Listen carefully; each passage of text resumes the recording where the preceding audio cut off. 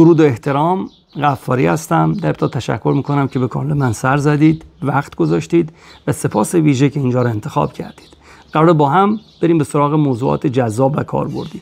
موضوع اول در زمینه کوچینگ هست. بررسی میکنیم که دقیقاً کوچینگ چیه و چه دستاوردی در زندگی فردی و شغلی ما از قبیل تیمی، سازمانی و کسب و کار داره. موضوع بعدی در زمینه NLP است. قطعا با استفاده از برنامه‌ریزی ذهن میتونیم هم عملکرد خودمون و هم عملکرد افراد تحت مدیریتمون رو ارتقا بدیم. موضوع سوم در زمینه عصب شناسی سازمانی است. با اشراف اطلاعاتی نسبت به این علم و به کارگیری اون در شرکتمون میتونیم یک محیط کاملا مسئولانه، مشارکت پذیر و همدلانه برای کارکنان ایجاد کنیم که هم خلاقیتشون بالا بره و هم نوآوریشون بالا بره و از طرفی مالکیت روانشناختیشون بالاتر بره. به عبارتی اهداف فردی خودشون و اهداف سازمانی یا شرکت رو در یک راستا ببینن.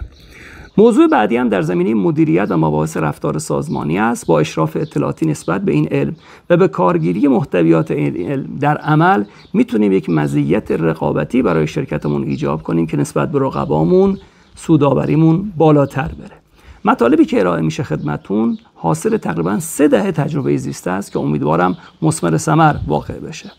اگر محتویات کانال مورد تایید شما هست، خواهش ازتون میکنم که کانال رو سابسکرایب بفرمایید، نشانی اون رو در اختیار دوستانتون قرار بدید و خواهش آخر این است که از نقطه نظرات ارزشمندتون ما رو بی بهره نذارید، چرا که تجربیات گرانسنگ شما مثل یک چراغ راهی است برای ما که میتونه محتویات کانال رو پربارتر کنه.